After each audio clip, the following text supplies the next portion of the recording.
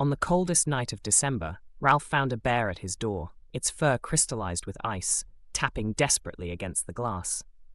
For a moment, he didn't move. The old man just stared, hand hovering near the curtain, brain scrambling to make sense of what his eyes were telling him.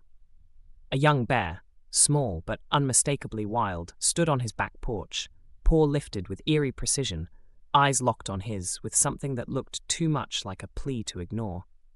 He should have backed away, called someone, locked the door, but instead, Ralph did something that surprised even himself. He opened it. The bear didn't growl, didn't bolt. It stepped forward slowly, head low, legs trembling from cold and exhaustion. Ralph stepped aside. The creature brushed past him like a shadow, and the cold followed it in like a second guest. He shut the door quickly, turned up the heat, and stood there for a moment, listening to the silence, broken only by the soft scuffle of the bear's paw on the floorboards.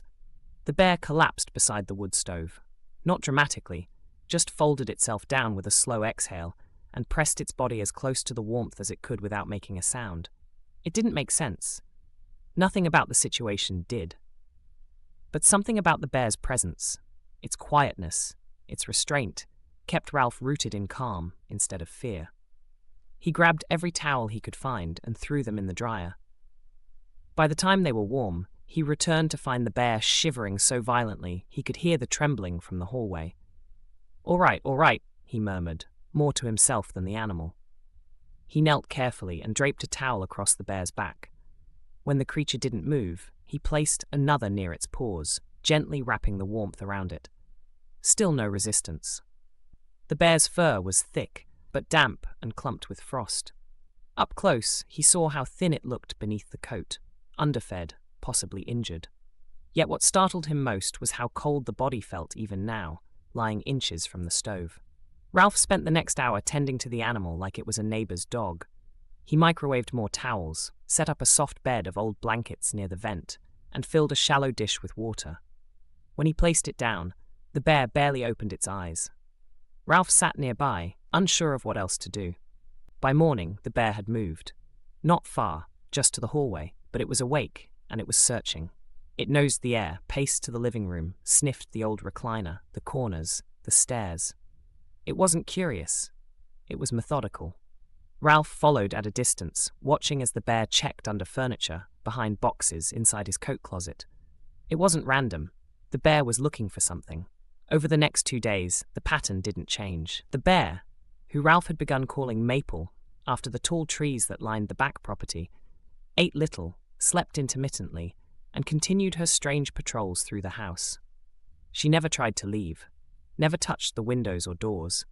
And though her strength seemed to fade a little more each night, she kept moving with stubborn intent. Ralph wasn't a wildlife expert. He was a retired postman who'd lived alone in the quiet woods outside Hawthorne Ridge for 8 years now, but instinct told him something was wrong, deeply wrong. Maple's fur remained icy cold in patches, no matter how long she rested on the heating pad. Her breathing was slow, labored. Her appetite had vanished completely by day 3. The local vet clinic was shuttered for renovations, and the nearest functioning wildlife centre was over 3 hours south in Elmsworth, through roads buried under snow and slush. Ralph called anyway. A young woman named Dr. Mara Kent answered. Her voice was calm and curious, even after Ralph told her he had a bear sleeping in his hallway. "You say she's been cold to the touch for 3 days?" she asked. "And she's not eating at all?" "Not a bite," Ralph said. "Not even fish, not even warmed-up stew meat." "Is she searching anything specific?" "Every corner, every cushion, like she's expecting to find something that isn't here." Dr. Kent paused. "And she's small, not fully grown?" "Maybe 2/3 adult size," Ralph guessed. "But no signs of trauma, no limping, no injuries I can see." "That's unusual," she said gently. "Keep her warm as you can, and call me if anything changes. Anything at all." So Ralph did just that. Every morning, he checked Maple's breathing, her movements, her appetite. Every evening, he called Dr. Kent with updates. Maple slept more now, often curled on the same rug by the stairs. She no longer searched, just twitched in her sleep like something troubled her dreams. Her breaths were shallow. Her body never seemed to warm. The worst night came after a blizzard slammed the ridge and cut power to the house for 7 hours. Ralph stoked the fireplace, wrapped Maple in layers of dry towels, and sat with her in the dark, whispering softly. "I don't know what you're doing here," he said, voice thick with worry, "but please don't die on me." The next morning, power returned, but Maple didn't improve. She didn't lift her head. Her paws twitched weakly, her breathing so slow Ralph counted the seconds between each rise and fall. He called Dr. Kent. "She won't make it another night without treatment," she said bluntly. "You need to get here, tonight, if you can." Ralph hesitated. "There's still snow in the pass, the roads." "I know," she said. "I'm sorry, but she won't last." So Ralph packed. He gathered blankets, emergency flares, a thermos, extra fuel. He found an old animal transport crate in his neighbor's shed and brought it inside. Maple didn't resist when he gently slid her inside. She didn't make a sound, just stared at him, eyes dull, and rested her head on her paw. At 5 a.m., Ralph was ready to leave. But first, he went to check on her one last time, just to see if she was comfortable, just to make sure she was still breathing. What he saw stopped him mid-step. Inside the crate, Maple was awake, and she wasn't alone. Tucked against her belly were 3 tiny bodies, barely visible beneath her chest, squirming blindly. Cubs, newborn bear cubs, no bigger than puppies. Their fur slick, their eyes tightly closed. The pieces slammed together all at once. The searching, the cold, the disinterest in food, the restlessness followed by complete stillness. She hadn't been sick. She had been pregnant, desperately trying to find a safe, warm place to give birth, and she'd chosen his house. Ralph dropped to his knees. "Maple," he whispered. She turned her head toward him. Her eyes, once full of frantic worry, now held something else entirely. Relief, trust. He didn't leave that day. Instead, he set up a nesting area in the guest bedroom, away from drafts and noise. He warmed more towels, layered blankets, brought water and soft bedding. Maple accepted it all, letting him get close without so much as a growl. She was too tired to protest, but not too tired to care. Every few minutes, she nudged her cubs gently with her nose, repositioning them or licking their damp fur with slow, deliberate strokes. Dr. Kent was stunned when he called. "That explains everything," she said. "The cold, the behavior. Pregnant females sometimes suppress appetite late in gestation. And the constant searching? She was looking for a den." Ralph chuckled, more from disbelief than humor. Well, she found one. The days that followed were unlike any Ralph had ever known. The silence of his house was replaced with tiny noises, mewling cubs, Maple's soft snorts, the gentle shuffle of her massive body repositioning on the blankets.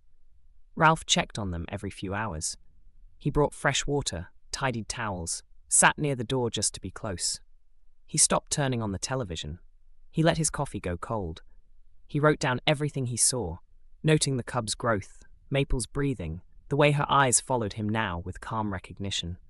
Winter deepened around the house. Snow built high along the fence posts, trees bent low under weight. But inside, there was warmth, life.